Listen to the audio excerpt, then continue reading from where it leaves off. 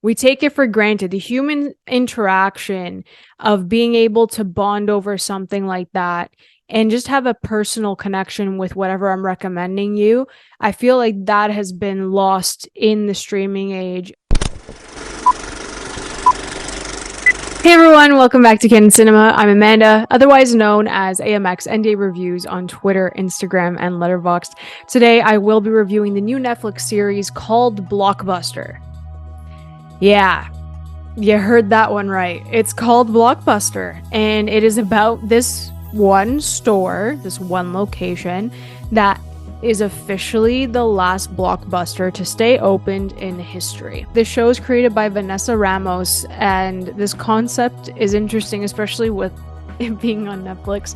But I also think that this is one of the most self-aware shows about streaming and what the benefit is about hard copies and going into a store and handpicking something that you want to watch, especially with the workers at Blockbuster. This kind of reminds me of a mixture of The Office and maybe Superstore. It's a combination of that. It's actually pretty good. I was fortunate enough to watch all 10 episodes before its release date, and I thought it was a lot of fun. It takes a bit to get into. Again, the way the Netflix structure works is that once you hit that third, fourth episode stride, you really sit with these characters, and they're a lot of fun. And that comes down to the fact that Randall Park and Melissa Fumero are absolutely fantastic. I've personally missed Melissa Fumero, obviously from B99, but her chemistry with Randall Park, really, really strong. Not gonna lie here. I'm not gonna really do any spoilers of where character relationships go and stuff like that, but it is just a lot of fun. They all work together in very unique ways. As you have boomers, which I hate using that term, but you do have the older people in this cast, like Olga Mercedes, who plays Connie. She's absolutely fantastic in this. I love her. She's one of my favorite characters. And her connection with Melissa Fumero, who plays Eliza, is really, really cute, just because they're kind of closer in age, even though she doesn't want to admit that. It's a lot of fun. JB Smoove is also in this, and he plays Percy, who is best friends with Timmy, played by Randall Park, as I said before. So they've been really close. The people that have been working here for a very long time, which would be Eliza, Melissa Fumero, Randall Park is Timmy, and Percy, JB Smoove, doesn't work with them, but he does pop in from time to time. So he's a really fun character that just comes in, who's larger than life and all of that. But the two of them, especially Timmy, has been working here at Blockbuster since maybe high school, college type of time, around that area. So he's been here. It's been established Blockbuster, and he eventually takes over as sole owner as the last Blockbuster in the world. So we have that happen, and then we have these young kids come in. So I think the kids add a different layer. You have 3 generations present. They're starting to see the difference in going to Blockbuster to pick something up and then streaming is. And there's one character named Carlos, who's played by the wonderful Tyler Alvarez. I thought he was one of the bright spots out of the 10 episodes. He's a lot of fun, but he wants to become a filmmaker. His family obviously wants him to go into accounting because it's safer, it's numbers, you'll guaranteed to have a job. But he is just so invested in becoming a filmmaker. His film knowledge is great. And these characters all come together, and obviously they help each other out. You're there 8 to 10 hours on a shift.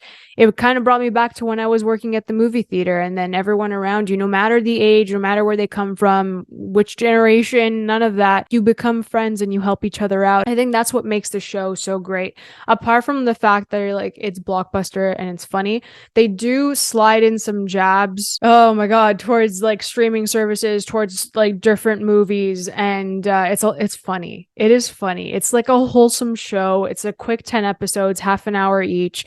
I enjoyed it a lot. I'm very surprised that I did. Again, after that third episode, you kind of hit the stride, which is always great. There's a bit of romance in here, self-discovery, identifying who you are, working on things. But these characters, this cast, they all come together nicely. I think they have a really strong chemistry, a great bond. And I just love that they have so many references to different movies. They're really funny about it too. And they just love working at Blockbuster, because at the end of the day, like, you are helping someone pick the movie that they want to watch. And it's not an algorithm. Like, there were customers walking into Blockbuster saying, my Netflix algorithm is stuck on like a baking show and I can't get out of it. Like, I'm trying to lose weight. It's coming up constantly. So he walks into a Blockbuster and he asks for a movie recommendation. And then the workers there who are, they love movies and they know a lot about them. It's more of like connecting with another person saying, tell me a little bit about yourself, what you're looking for. And then out of my preferences and knowing people, because I've worked at Blockbuster for so long, I'm going to give you a handpicked recommendation. And I think that's really something special. We take it for granted. The human interaction of being able to bond over something like that and just have a personal connection with whatever I'm recommending you, I feel like that has been lost in the streaming age. And they do address this. Again, like, it's a very self-aware show and it works. It really works. I really hope that people give this show a chance.